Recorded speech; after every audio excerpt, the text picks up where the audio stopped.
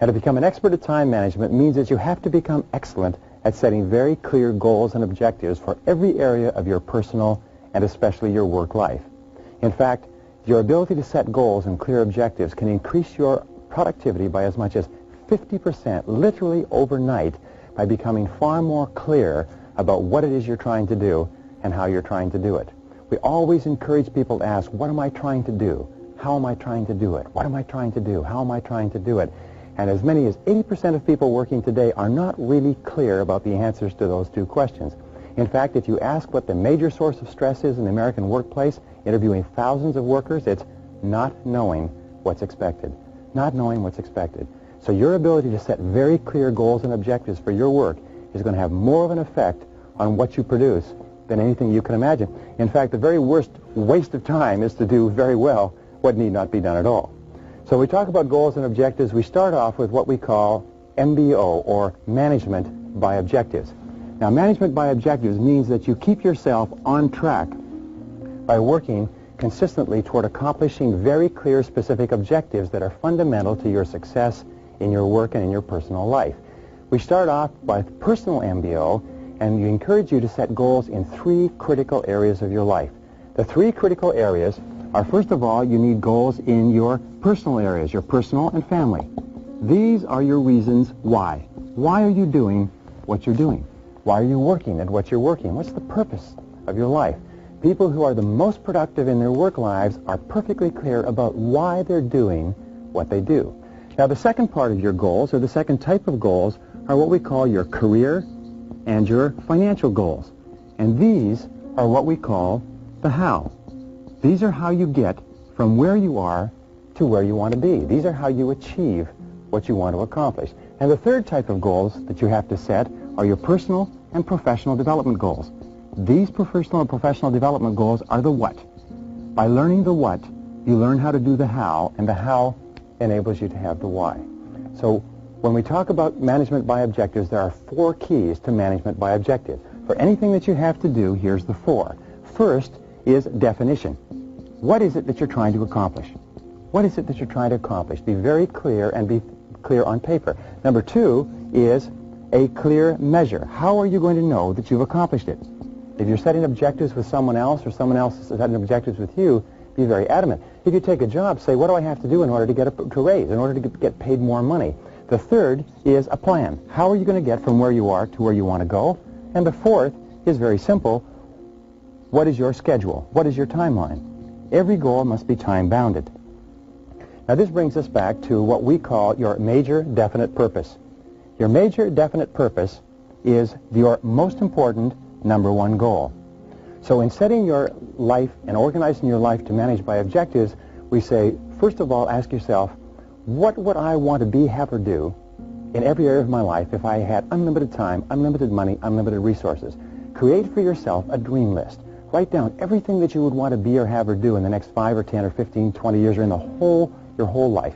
Then take and go over that list and say, what one great thing would I dare to dream if I knew I could not fail? What one great thing would I want to accomplish if I knew I could not fail? And make that your major definite purpose.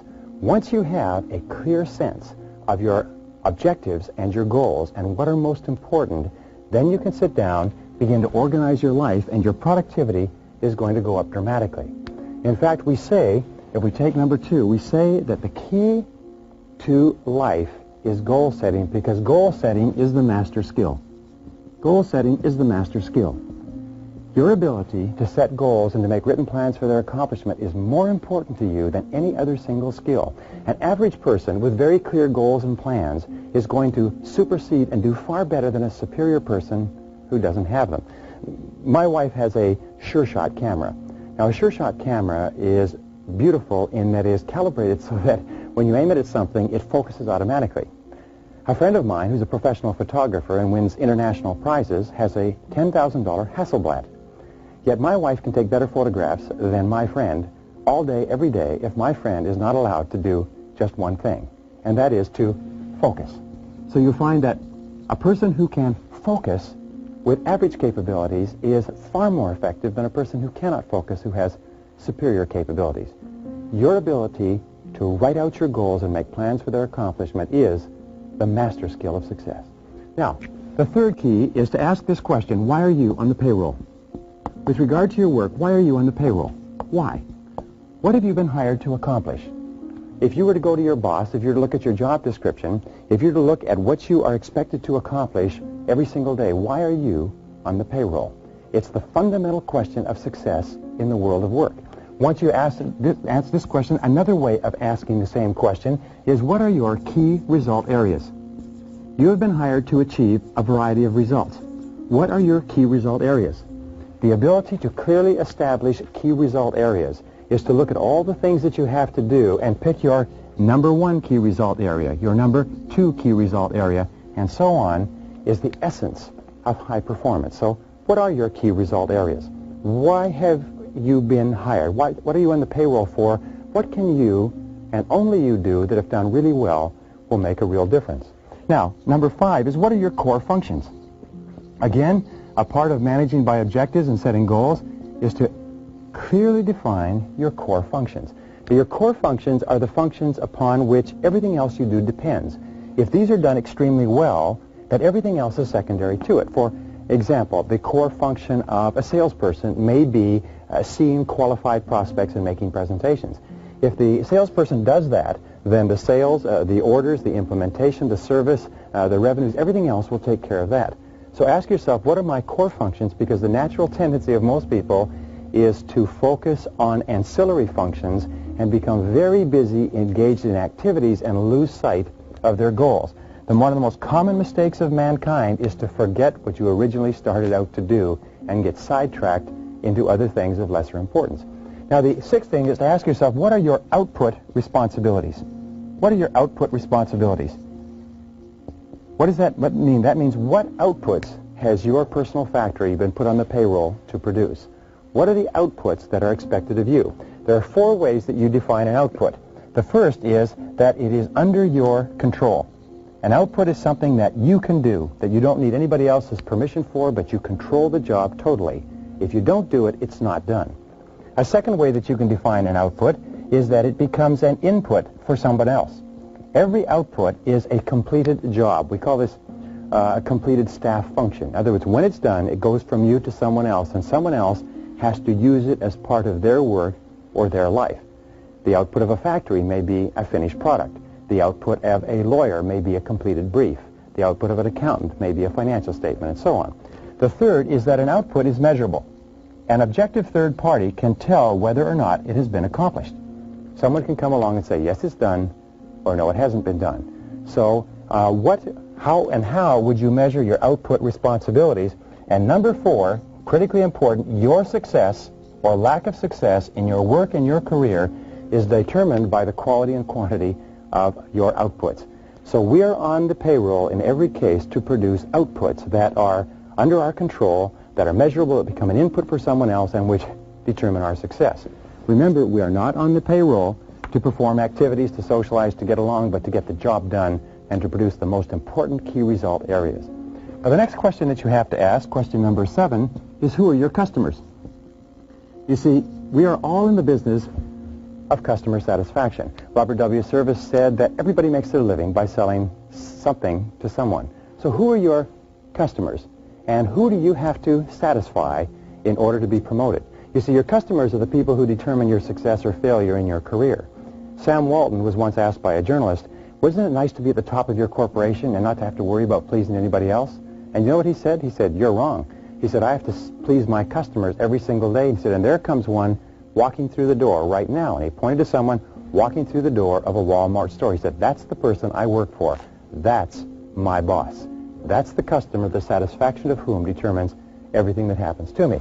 Now, principle number 8 is what do we call a 6-step method of setting goals. And it's very, very simple, but it's simply this. Step number 1 is to write out all the goals you can think of. What are all the things that you want to do? Step number 2 is to set priorities. Of all these goals, which are most important? Step number 3 is to write out and create plans for accomplishing your most important goals. Step number 4 is to set priorities on your plans and activities. Step number 5 is to schedule your plans, decide what you're going to do and when, and step number 6 is to implement is to get busy. Now, this seems very simple, but the very act of doing this can change your whole life and your whole career. Every single person needs a series of goals. You need 10-year goals. You need 5-year goals. You need 3-year goals. You need 1-year goals, and you need 6-month goals. You even need lifetime goals. You need goals that organize every part of your life. One of the great exercises in life is to write your own obituary and ask yourself where you want to be in 3, 5, 10 years, or what do you want to be read over your grave? What kind of a person do you want to become? Sometimes people say, well, I can't set goals like this because they're too big or they're too challenging or they're too impossible. But here's the question. Is what one great thing would you dare to dream if you knew you could not fail? There are no such thing as unrealistic goals, only unrealistic time frames. Now, number 10 is ask yourself, what are the obstacles that stand between you and your goals? What are the obstacles that stand between you and your goals? What is stopping you from getting from where you are to where you want to go? And what is the number one obstacle? What is the biggest single obstacle, and what could you do starting today to remove it?